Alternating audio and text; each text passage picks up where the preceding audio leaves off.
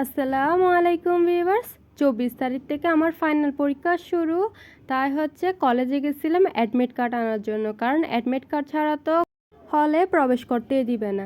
জাতীয় বিশ্ববিদ্যালয়ের শিক্ষার্থীদের জন্য কিন্তু এইসব ছোট ছোট বিষয় কিন্তু খুবই গুরুত্বপূর্ণ, কেননা এইসব দিনে কিন্তু সব ক্লাসমেটদের সাথে দেখা হয়। অন্যান্য দিনে তো ক্লাসমেটের কোনো আত্মপাত্তাই থাকে না।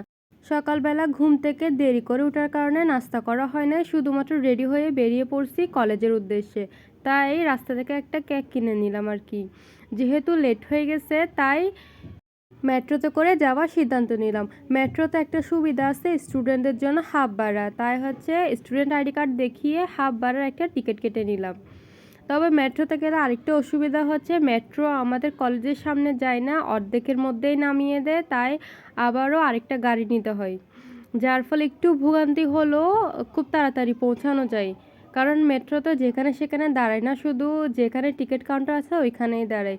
আর অন্যান্য লোকাল বাস কিন্তু যেখানে সেখানেই দাঁড়ায়। দেখেন এই মোমেন্টও অনেক জ্যাম ছিল, কিন্তু আবহাওয়াটা এত ভালো ছিল যে জ্যামটাও গায়ে লাগছিল না আর কি।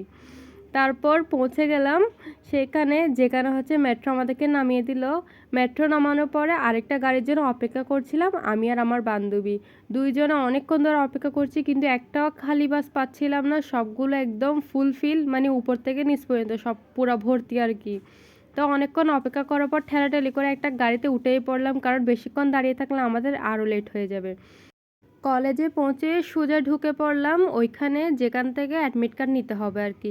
কিন্তু অ্যাডমিট কার্ড নিতে এসে দেখি কতগুলো মানুষ, এতগুলো ভিড়ের মাঝখানে কিভাবে যে অ্যাডমিট কার্ড নিব সে চিন্তাই পড়ে আছি আর কি। অনেক ঠেলাঠেলি করে অ্যাডমিট কার্ডটা হাতে পেয়েছি, নিজেরটা তো নিয়েইছি, আমার বন্ধু আর বান্ধবীরটাও নিয়ে নিছি আর কি। একবার যখন কষ্ট করে ঢুকছি তখন ওদেরটা সহ নিয়ে নিলাম, যাতে ওদের আর কষ্ট করতে না হয় আর কি। তাই আমি ঢং করে এগুলো একটু হাতে নিয়ে ঘুরছিলাম, এখানের মধ্যে একটা পড়ে গেছে নিচে। এইটা যদি আমার বান্ধবী দেখে আমাকে কেলানি দিবে। যাই হোক, পরে দিয়ে এগুলো নিয়ে বাইরে বসে আছি গেটের সামনে, কারণ দুইটা এখনও আসে নাই।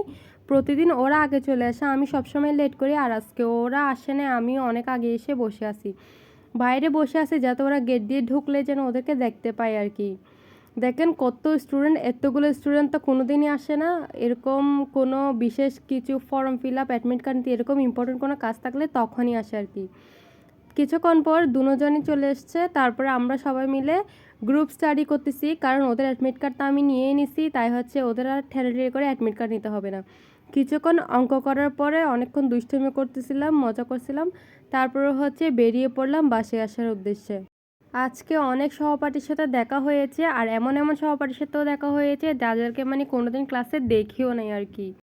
আজকের আবহাওয়াটা মাশাআল্লাহ অনেক সুন্দর ছিল, না ছিল রোদ না ছিল বৃষ্টি, একদম মেঘলা মেঘলা আকাশ, আর হচ্ছে বাইরে প্রচুর বৃষ্টি ছিল। পাশের রোডে দেখেন কি পরিমাণ জ্যাম লেগে গেছে। আমি চিন্তা করতেছি কখন এই রোডে জ্যাম লেগে যায়। আমার এই কথাটা চিন্তা করতে করতে দেখেন এদিক দিয়েও জ্যাম লেগে গেছে। আসলে এদিক দিয়ে বন্দর হওয়ার কারণে এই জ্যামটা হয়েছে মূলত। ওদের গাড়িগুলো চক্করে বাকি নর্মাল গাড়িগুলো চলাচল করতেই পারে না, সারাক্ষণ একটা না একটা কন্টেনারের গাড়ি লেগেই থাকে। কি পরিমাণের জ্যাম দেখেন। আর রাস্তার সাইডে বড় বড় গাড়ি কতগুলো পার্কিং করে রাখে, যার ফলে অন্যান্য গাড়ি চলতে অসুবিধা হয়। রাস্তার প্রায় অর্ধেক গাড়ি এরা মেরে রাখে, মানে বুঝি না, এরা নিজস্ব সম্পত্তি মনে করে মনে হয় রাস্তাটাকে। কখন যে এই জ্যাম ছুটবে আল্লাহই জানে, কখন যে বাড়ি পৌঁছাবো। আল্লাহ হাফেজ।